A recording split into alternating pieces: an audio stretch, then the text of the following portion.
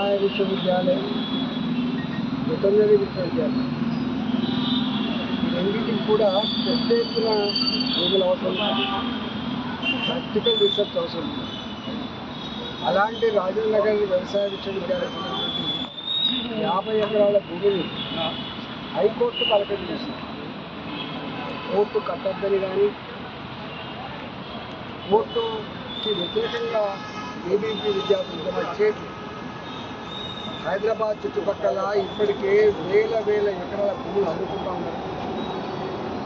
ఈ హైదరాబాద్లో అమ్ముకోవడానికి భూములు వస్తున్నాయి కానీ కోర్టు కట్టడానికి రాజేంద్ర విశ్వవిద్యాలయ భూములే కావాలా అని చెప్పి ఏబీవీపీ ఆధ్వర్యంలో మా విశ్వవిద్యాలయ జోలికి రాకండి, మా భూములు దించుకోకండి, రేపు ఫర్దర్గా ఎక్స్పాండ్ అయ్యేటువంటి ఎదిగేటువంటి విశ్వవిద్యాలయ భూములు నొక్కకండి అని చెప్పి ఉద్యమం చేస్తే ఇక్కడ ఉన్న తెలంగాణలో ఉన్నటువంటి పోలీసులు ఏబీవీపీ విద్యార్థి నాయకురాలు ఝాన్సీని ఎంటికలు పట్టుకొని లాగే పద్ధతి చూస్తూ ఉంటే ఎంత జుగుప్సాకరంగా ఉంటుందో.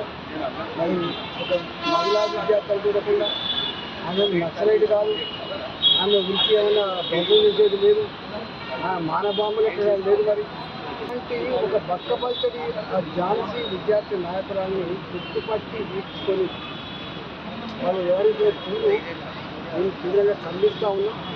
దీనికి బాధ్యులైన వాళ్ళ మీద తప్పకుండా చర్య తీసుకోవాలని చెప్పి తెలుస్తా ఉన్నాం. ఒకవేళ ప్రభుత్వం కనుక స్పందించకపోతే ఈ చర్యకు ప్రభుత్వమే పాల్పడ్డట్టుగా భావించవలసి ఉంటుందని చెప్పి ఈ సందర్భంగా హెచ్చరిస్తా ఉన్నాం.